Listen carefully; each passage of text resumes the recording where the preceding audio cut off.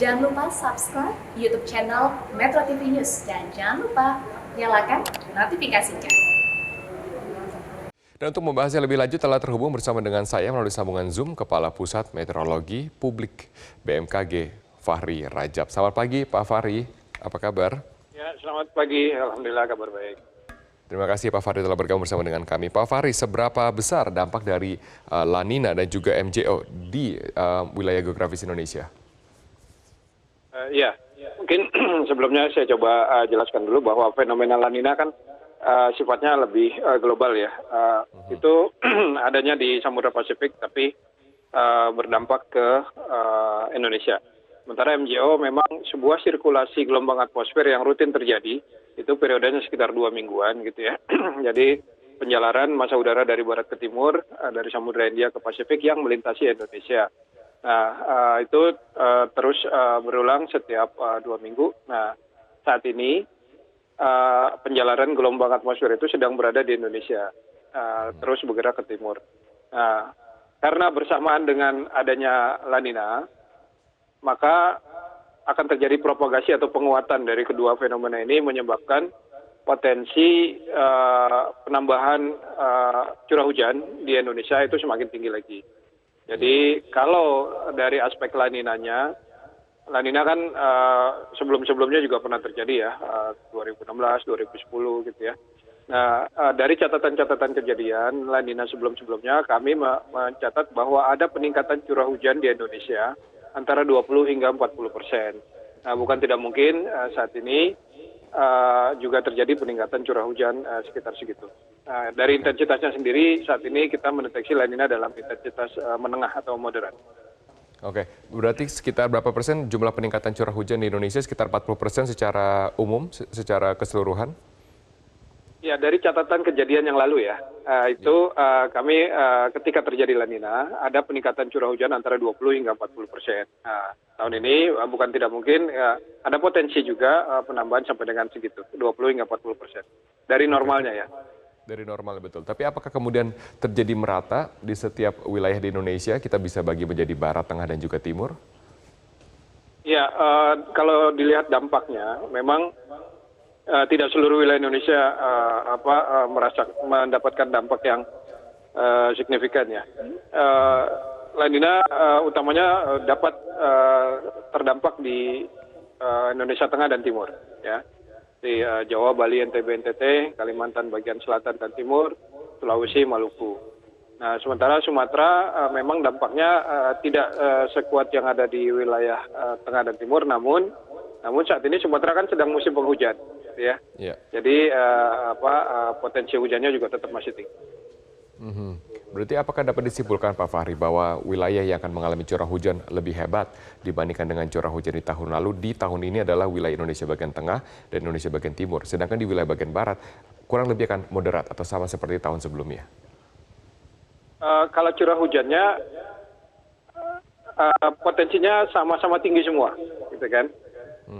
Jadi Sumatera walaupun tidak ada La Nina, tapi memang potensi curah hujannya tinggi gitu ya. Sorry, bukan tidak ada La Nina. Dampaknya tidak sekuat di tengah dan timur, tapi di Sumatera curah hujannya memang tinggi.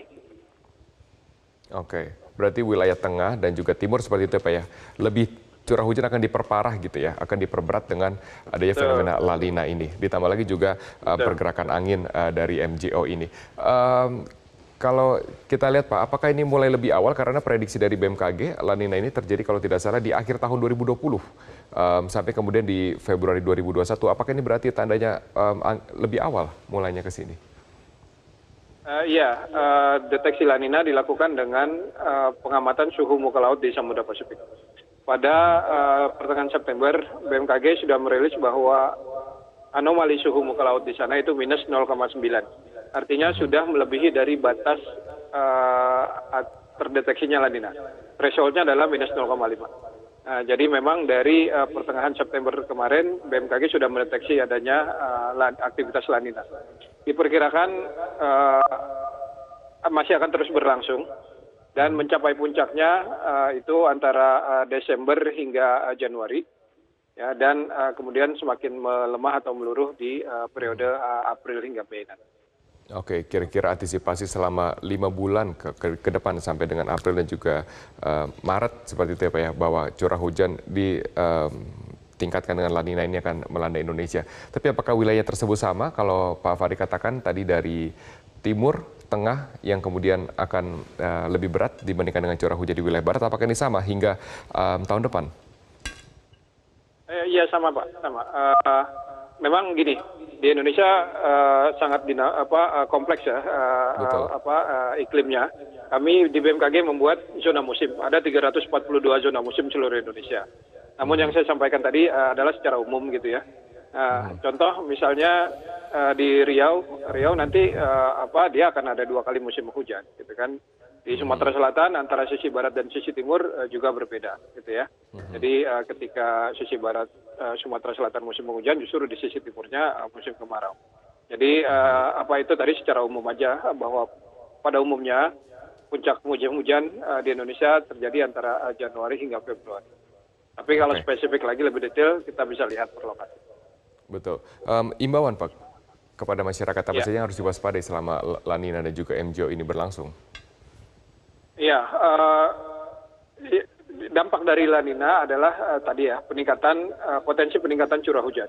Nah, kalau curah hujan bertambah, maka potensi dampak bencana hidrometeorologisnya pun akan semakin tinggi. Apa aja itu bencana hidrometeorologis? Yaitu banjir bandang, tanah longsor. Itu yang mungkin berpotensi terjadi di periode musim hujan. Nah, ini yang kita perlu waspadai bencana hidrometeorologis ini. Apa yang bisa kita lakukan antisipasinya? Ya kita mulai dari lingkungan kita dulu masing-masing ya. Pastikan lingkungan kita bersih, siap untuk menerima dan mengalirkan air. Dan dalam skala yang lebih luas, pemerintah baik pusat maupun daerah memastikan sungai-sungai itu dalam kondisi siap untuk menerima dan mengalirkan air. Betul, kesiapan daerah juga sangat penting di sini. Dalam 1 bulan ke depan, Pak Fahri, atau 2 minggu ke depan kita dapat katakan 2 minggu ke depan, wilayah mana saja yang perlu menjadi fokus perhatian? Iya, saat ini beberapa wilayah sudah memasuki musim hujan seperti di Sumatera ya, terutama bagian utara hingga tengah sudah masuk musim hujan. Jawa saat ini sedang periode peralihan dari kemarau ke hujan. Nah, kondisi periode peralihan ditandai dengan hujan yang deras tapi durasi pendek dan kadang disertai angin kencang.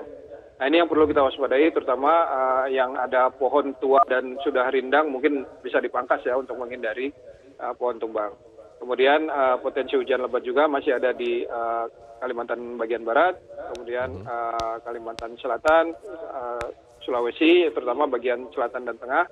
Kemudian Maluku juga masih ada potensi. Yang masih relatif kering adalah NTB dan NTT.